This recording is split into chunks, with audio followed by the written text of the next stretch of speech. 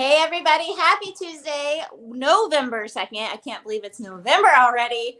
But this is Let's Be Real this week. I'm your host, Missy with BMF Fitness, and joining me, my partner in crime, Trent May with May Financial. How are you today, Trent? Recovering from a cold, but all right. How about you? I'm good. Don't have a cold, so that makes me even better, I guess. But Nice. Trent, I messaged you earlier this week over the weekend, and I said, "Hey, let's start talking gratitude." Right? Um, Mm-hmm. November, and it's kind of cliche. I think the month of November, everyone's like, "Oh, what am I thankful for?" Because it's Thanksgiving, and it's time to start thinking about it. But I think if we're real, we need to be grateful every day. Oh, Um, what a great topic too.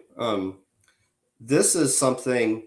If I can go on a soapbox here for a second, please I do. mean this is something that's so huge to me because oftentimes people I stay pretty calm most of the time, and people are like, why aren't you more upset about this, or why isn't this bothering you more? It's like you've got to put things in perspective. Like there are people without heat, there are people hungry. Like our problems here in America and Greenville, Ohio, are so small compared to what they could be. And so like there's so many things to be grateful for. Did you wake up in a warm bed? Did you have breakfast this morning? Do you have internet? If you're watching this, you probably do. So yeah, that's my soapbox rant. That's one of our favorite authors in our house is Andy Andrews. I don't know if you're familiar with him or not. We own pretty much every one of his books. But he's huge into personal growth and gratitude. Like that is something really huge and nothing I really thought about until about probably 10 years ago when I was introduced to Andy Andrews at a leadership event. And he spoke and he gave out his book. And then Craig and I just had to keep getting more of his books. And we actually got a couple of his children books for Camden and Hallie.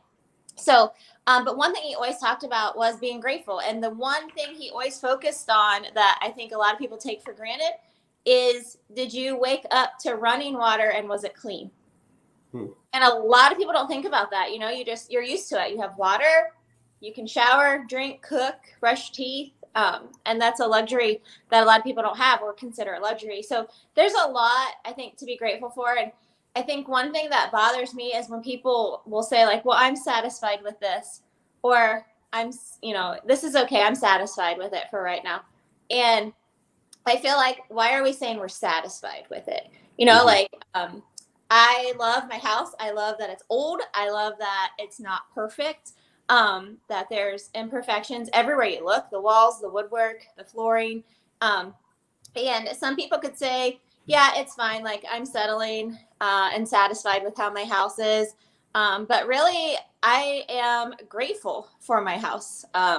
It's an older house. It's a house that fits our family perfectly. We can afford our house, and it helps keep us warm and safe, right? So I think when people say they're satisfied with something, I love to kind of challenge them and be like, but are you grateful for it? And do you realize why it's a great thing? Like, we don't have to just be satisfied. We can be grateful, which then when we look at things that way, are we over the top excited once we start learning to be grateful for what we have, Mm-hmm. um, and not look at what we could have or what it could be. And I think kind of like you said, like you're settled, like you're more calm and settled in different situations. Mm-hmm. Um, and I think if we can have a grateful spirit and a grateful heart, like there's a lot of heavy things going on with, some decisions Craig and I have coming up and some things that are, going on. And every now and then I have to check myself and be like, okay, like, why are you getting anxious and why are you getting worried about this? Like, first, be grateful you have these decisions to make, that, we were put in a place to decide on things. And also be grateful, like I'm grateful that I have Craig along with me in life to make those decisions. So Mm-hmm. it's not just looking at what the situation is, it's what in that situation can we find positive and to be grateful for. So I guess that's my little soapbox a little bit. Nice. I Nice. need to get We on a, love our old house too. yeah. it's easy to get on a soapbox about gratitude, but I also know that that has taken me years to get where I am with gratitude. Like it used to not be like that. And I used to have my pity parties, which I still do. Everyone does. They're human. But I think the more we can seek gratitude and be grateful for things, the less we can have those. And we talked too that it's a struggle. Sometimes people need help, a push, some ideas. And so we have a chart, a gratitude chart for the month of November. Yes, you sent me this chart. I have it ready to go. Yeah, so 30 days of gratitude. And I will be sharing this chart on the Business Shenanigans page. So if anyone wants to, we actually have all four of us in our house. I have it printed off. I actually have one for Trent and my personal training clients also to get them. And I really want them to use it because I feel like even when we're working on fitness or goals, we need to find grateful things day to day that don't involve what we're working hard towards. But we have this, everyone has one in our house and we have it posted. And each day we write on it. And so Trent and I are going to be going the month of November with gratitude. And today's the second day of November. So we're going to kind of go over the first two. And the first one is find something in the room, whatever room you're at, or your favorite room that you're grateful for. And day two is a person that you're grateful for. So I've done this the first 2 days. So I'm going to let Trent start, and I'm going to do two different things than what I've already done this week. Okay. Well, I am thankful for this laptop that's in the room because without it, it would make my job a lot more difficult. Yeah, I don't know how people did this profession before computers. That'd be hard. Yeah, a lot more work. And a person, you mentioned your spouse. I've got to mention mine. We just went through what we call birthday week. Ooh. And so, yeah, my daughters were born a year and 4 days apart, and they're involved in everything. So we had a week of them going to ballet and gymnastics and birthday parties and taking desserts to school and taking desserts to gymnastics and making desserts for like parties and stuff like that. And so I am very thankful for my wife for making all those desserts and just helping get them to all those activities and all the work she did on the birthday parties. It all would have looked and tasted a lot different if I was in charge of all that. So, yeah. So I am currently in my dining room at home. It has the best lighting sometimes this time of day. So I think if I'm thankful for anything in my dining room, you can't see it, but I have a old wooden chest that I bought at my grandpa's auction. It was actually my dad's toy chest. I refinished it, decorated it, and it actually holds my grandma's china and pictures of both of my grandparents that have passed.